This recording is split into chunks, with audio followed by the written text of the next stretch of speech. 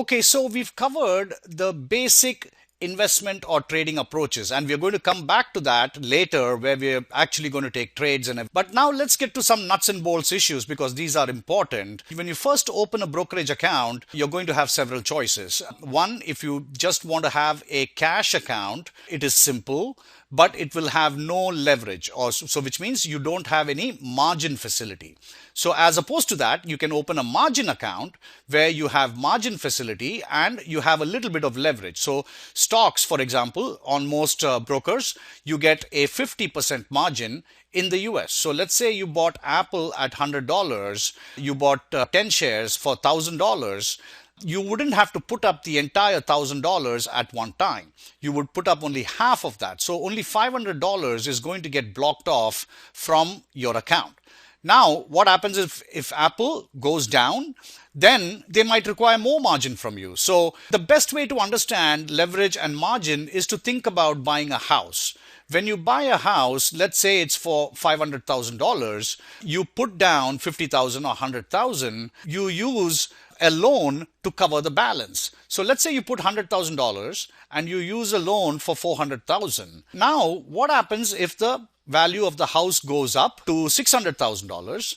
Then you've used leverage to achieve a gain because now you invested only $100,000 and now your gain is also $100,000. So your profit is 100%. So leverage and margin gives you the ability to increase your profits if the decision you take is the right one. Now, what happens if the house loses value by 100,000? So then the value of the house is now 400,000. The value of your equity in the house, which was 100,000, has now become zero.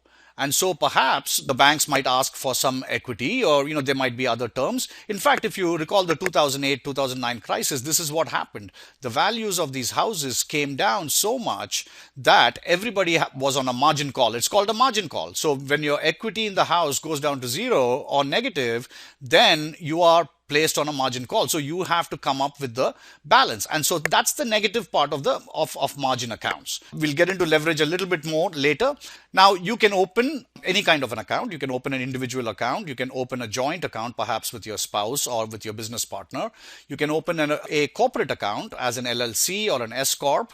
And then there are other types of accounts as well. So you have your IRA accounts, 401k, these are both retirement accounts. Retirement accounts generally have certain limited capabilities because they don't want you to speculate too much and lose money. So they will put some kind of restrictions on these kinds of accounts.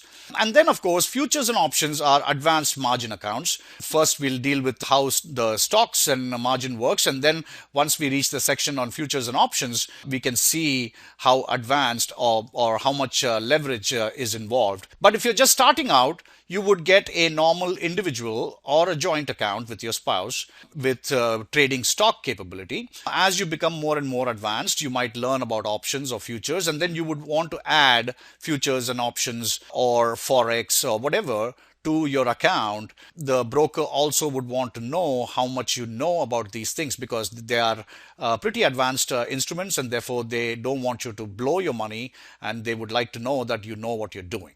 So that's all later. We'll start with stocks and stock related instruments, and then we'll go from there. Thanks.